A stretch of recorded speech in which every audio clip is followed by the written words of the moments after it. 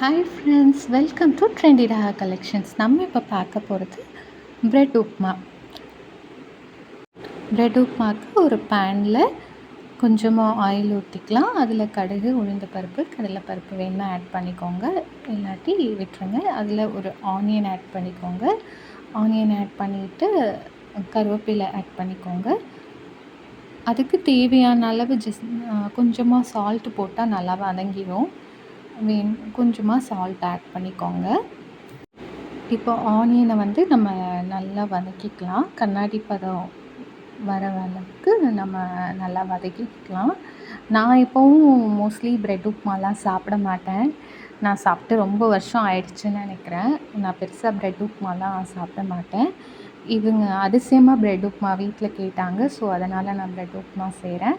எனக்கு ஆனால் அந்த சீஸ் பிரெட் இருக்குது இல்லைங்களா, அது ரொம்ப பிடிக்கும். அதுவும் எப்பயாவது தான், ரேராக தான் சாப்பிடுவேன். ஆனால் அது ரொம்ப பிடிக்கும். தோசை, இட்லி இந்த மாதிரி தான், சப்பாத்தி இதுதான் ரொம்ப பிடிக்கும். இவங்க கேட்டாங்க அப்படிங்கிறதுக்காக, வீட்டில் எல்லாம் கேட்டாங்கங்கிறதுக்காக செஞ்சுருக்கேன். இதுவும் நல்லா தான் இருக்கும்.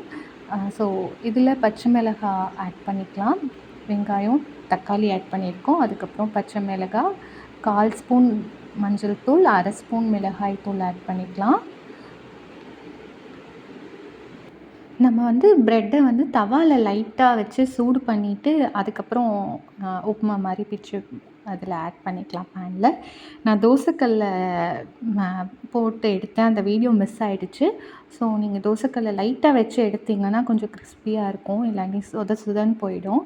அந்த மாதிரி ட்ரை பண்ணி பாருங்கள். தோசை தவாவில் லைட்டாக சூடு பண்ணினீங்கன்னா உங்களுக்கு உப்புமா செய்யும்போது கொஞ்சம் கிறிஸ்பியாக இருக்கும். இப்போ சாப்பிட டேஸ்ட்டாக இருக்கும். அதனால நீங்கள் உப்புமா பண்ணும்போது அந்த மாதிரி ட்ரை பண்ணி பாருங்கள். தோசை பேனில் வச்சு லைட்டாக 2 சைடும் வச்சு எடுத்துகிட்டு பண்ணி பாருங்கள்.